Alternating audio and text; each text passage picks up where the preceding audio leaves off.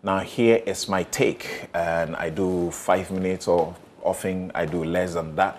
Today I may do just a bit above that number for good reason. I titled my take, Akuapem Poloo. How is 90 days harsh? That's a question. Celebrities, properly called, have much influence, especially on the youth.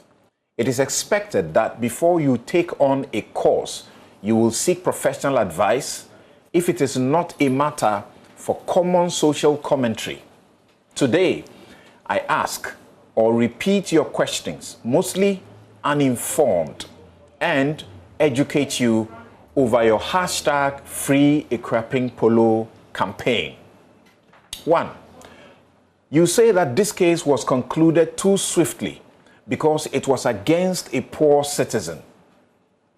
The law is against the poor. That's what you have been screaming. Well, maybe sometimes if you can't afford a lawyer. But did she have a lawyer? Yes, she did.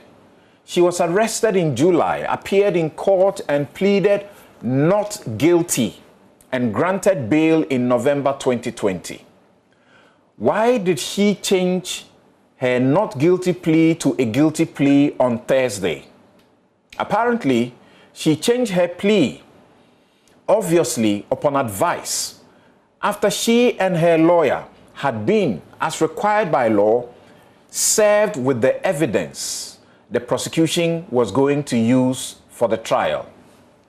Tell me if you were also giving those documents to examine, or what informs your loud protest that she should not have pleaded guilty. The evidence must have included her public admission and apology video. How was she going to defend that? Leave her lawyer alone, because it could have been worse if she went through a trial and wasted the court and everybody's time when she had a video admitting to the wrong. How many issues have I dealt with so far? What did you want the court or judge to do after she pleaded guilty? So you can't be saying it was swift. What exactly do you mean by it was too swift compared to other cases involving prominent people? Which cases are you talking about, and who has pleaded guilty and their case has not ended because they are powerful, connected, or they are rich, as you claim? But when did it become the job of the court to go arresting people you claim must also be facing prosecution? Except for a capital offense, once an accused person pleads guilty, a judge is constitutionally and legally bound to convict and pass sentence. That will be swift. The court is the creation of law, and the judge works with the law. Why was she remanded into custody after conviction when she was already on bail, you ask? You really want the rules changed just for her. And why? A suspect has been brought to court. She pleads guilty and is convicted to wait for sentencing.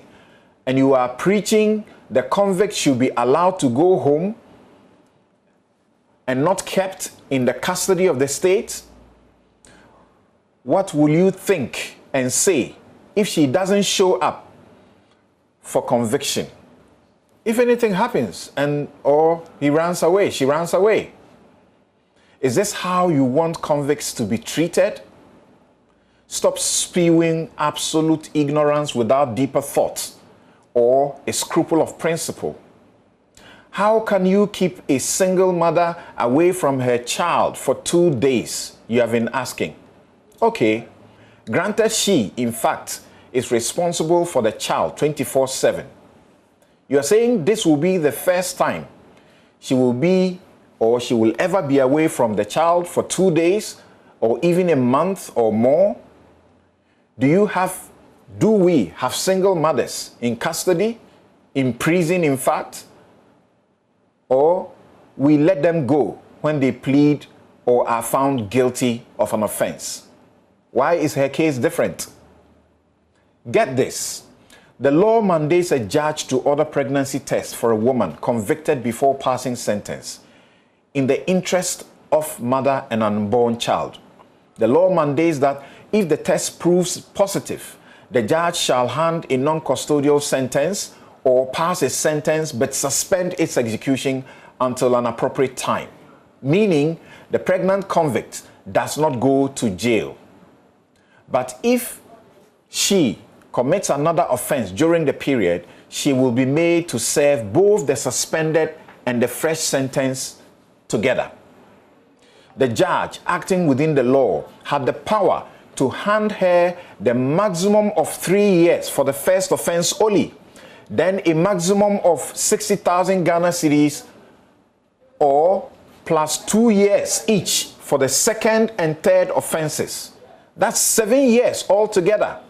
But she handed her 90 days for each offense. Even that, she ordered the sentence to run concurrently, meaning she serves only 90 days and not the total of 270 days. The court had the power, taking all the circumstances into consideration, to opt for non-custodial sentence of a fine plus a bond to be of good behavior or a caution.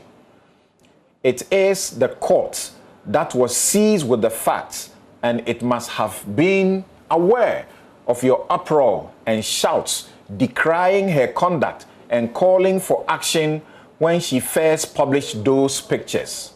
What hypocrisy of a confused generation in dire need of principles, a sense of decency, and a scruple of morality. You shouted, "Deal with her, she's been dealt with," and even leniently, and you say what? May the child survive the potential effects of what he was put through by her mother. If you must continue your campaign for freedom, now is the time, because a judge has no such powers to free a convict.